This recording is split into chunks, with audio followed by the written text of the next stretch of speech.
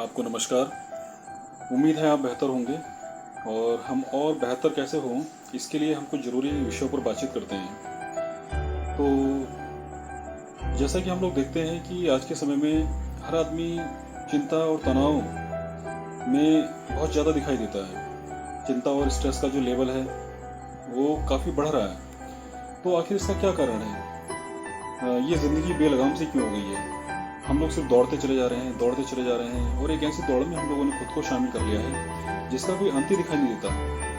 हम लोगों को बहुत सारी चीज़ें अट्रैक्ट करती हैं। हम ये सोचते हैं कि हमारा एक बढ़िया सा मकान होना चाहिए, एक लग्जरी गाड़ी होनी चाहिए। हालांकि हमारे पास बहुत कुछ है। हमारे पास जो बेसिक चीज़ें हैं, घर, मकान, रोटी, कपड़ा और मकान जिसे कहते हैं ना, ये सारी चीज़ें हमारे पास अवेलेबल है। इसके बावजूद भी हम लोगों के अंदर न संतोष है, न सेटिस्फैक्शन है। जो एक दिमागी सुकून हमें मिलना चाहिए वो चीज़ कहीं नज़र नहीं आ रही। आदमी ना जाने कौन सी बुलंदियों को छूना चाहता है। और हालांकि ये भी जीवन की सच्चाई है कि जबकि जीवन के एक क्षण का पता नहीं है, ना एक क्षण का पता है, ना ही जिस दौड़ के पीछे हम भाग रहे हैं वो कब पूरी होगी इसका भी कोई पता नहीं है। तो दोस्तों, इस विषय पर हमें बड़ा मंथन करने की ज़रूरत है कि आखिर ये चिंता, ये तनाव, ये एक कभी खत्म ना होने वाली दौड़ आखिर क्यों है ये हमारी ज़िंदगी में। हालांकि ईश्वर ने हमें इतना कुछ दिया है, उस चीज़ का हमें एहसास नहीं है।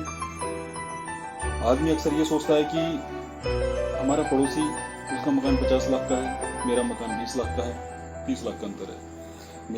मेरा पड़ोसी 50 लाख की गाड़ी में घूम रहा है, 30 लाख की गाड़ी में घूम रहा है, मेरे पास 5 लाख की गाड़ी है।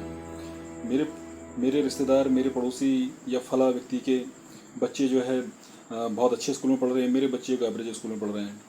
तो दोस्तों, तमाम इस तरह की चीज़ें जो हमारे दिल और दिमाग पर हावी हो चुकी हैं, हम ये जो गैप मैंने बताया कि पड़ोसी के पास 50 लाख का है, हमारे पास 10-20 लाख का है, ये जो अंतर है, आदमी इस अंतर को भरने में लगा पड़ा है और बिल्कुल एक रैपिड फायर की तरह जो है दौड़ रहा है। लेकिन अक्सर देखा जाता है दोस्तों कि ये भाग दौड़ है, ये जो हड़बड़ाहट है, ये जो टेंशन है, ये जो प्रेशर हमारे ऊपर बना हुआ है, ये कहीं ना कहीं हमारे लिए जानलेवा साबित होता है। अक्सर देखा जाता है कि जो बहुत फास्ट स्पीड में चलते हैं वो कहीं ना कहीं दुर्घटना के शिकार हो जाते हैं। हालांकि मैं कहता हूँ कि ईश्वर सबको सुरक्षित रखे, लेकिन दोस्तों हमें अपने जीवन पर मंथन करना बहुत ज़रूरी है। आज के समय में क्या हो रहा है कि हमारी बुनियादी ज़रूरतें हालांकि पूरी हो जा रही है, लेकिन फिर भी हमने ऐसी ज़रूरतों को पैदा कर रखा है, अथाह ज़रूरतों को पूरा कर रखा है, असीमित ज़रूरतों को पूरा कर रखा है। इन ज़रूरतों पे लगाम लगाना बहुत ज़रूरी है। ये ज़रूरतें हमने ही पैदा की हैं, इन ज़रूरतों को कंट्रोल भी हम ही करेंगे। ये बेवजह का पाखंड जो हम करते हैं, जगह जगह करते हैं, तरह तरह के हमने कर्जे ले रखे हैं, तरह तरह के हम शो ऑफ करते हैं, उन शो ऑफ के नाम पे हम तरह तरह की बर्बादी करते हैं।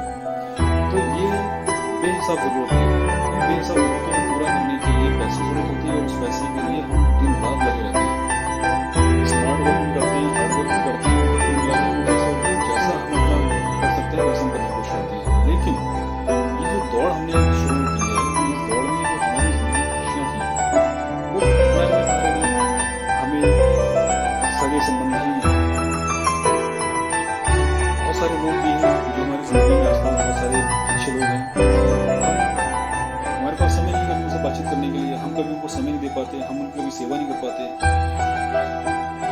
कुल मिला के हमारे ऊपर जो ये ज़रूरतों का जो मायाजाल है, इस मायाजाल ने हमें पूरा ग्रैब कर लिया है, पूरा कैप्चर कर लिया है। तो इस संकट स्थिति से हमें निकलना बहुत जरूरी है। जिंदगी बहुत क्षणिक है, आप इसको एंजॉय करिए, ज़रूरतों को कम करिए, कम से कम करने की कोशिश करिए। और ईश्वर ने जो आपको दिया है, करोड़ों रुपये तो आप कमा लेंगे, लेकिन उससे पहले आप ये रियलाइज करिए कि आप स्वयं भी एक करोड़ों रुपये के हैं। करोड़ों रुपये भी कम पड़ जाते हैं आपके सामने, क्योंकि ईश्वर ने आपको इतना अनमोल बनाया है। चीज़ को महसूस करिए। दूसरी चीज़, मन खराब मत रखिए, मन को शांत रखिए। मैं ये नहीं कहता कि आप अपने कर्तव्यों को, अपनी जिम्मेदारियों को भूल करके एक निठल्लेपन की जिंदगी जिए, मैं ऐसा बिल्कुल नहीं कहता। हमारी ज़िंदगी कर्म प्रधान है, हमें अपना बेस्ट देना चाहिए, लेकिन बेस्ट देने के साथ साथ हमें अपने आज को भी सजाना और संवारना चाहिए। क्योंकि दोस्तों, ज़िंदगी का कोई पता नहीं है। अपनी ज़िंदगी को एंजॉय करिए। और रही बात कुछ बड़ा करने की, अपना सर्वश्रेष्ठ जरूर दीजिए, लेकिन एक योजना बनाइए, एक खूबसूरत योजना बनाइए, उसको धीरे धीरे धीरे धीरे उसको आरोहण करते रहिए, उसमें आगे गतिमान रहिए, उसमें निरंतर रहिए, निरंतरता बढ़ती है। तो कुल मिला के कि उसमें किसी भी काम को आप शुरू करिए, एक औसत गति से चलिए, सुरक्षित गति से चलिए। धीरे धीरे धीरे आप देखेंगे जीवन में बहुत बड़ा बदलाव आना शुरू हो जाएगा और आप सुरक्षित अपनी मंजिल तक पहुंच जाएंगे। और दोस्तों, मंजिल जो है करोड़ों रुपए कमाना नहीं है, मंजिल है सुख शांति, संस्कारों को बनाए रखना। आज लोग पैसे के चक्कर में लोग नैतिक कार्यों की अपेक्षा अनैतिक कार्यों को करने में लगे पड़े हैं। दोस्तों, इतना पैसा आदमी अगर कमा भी लेगा तो कहाँ जाएगा? आज जो रोटी खा रहा है वो रोटी करोड़ों रुपए आने के बाद भी कमाएगा। बस इतना हो जाएगा कि हो सकता है कि ज़्यादा पैसा अनैतिक कार्यों से ज़्यादा पैसा आने की वजह से जो हमारी पीढ़ियाँ हैं वो खराब हो जाएंगी। क्योंकि दोस्तों, जो कमाई का पैसा आता है, जो ईमानदारी का पैसा आता है, वो हमारे जीवन को बहुत लंबा लेकर जाता है। उसकी यात्रा सुखद होती है।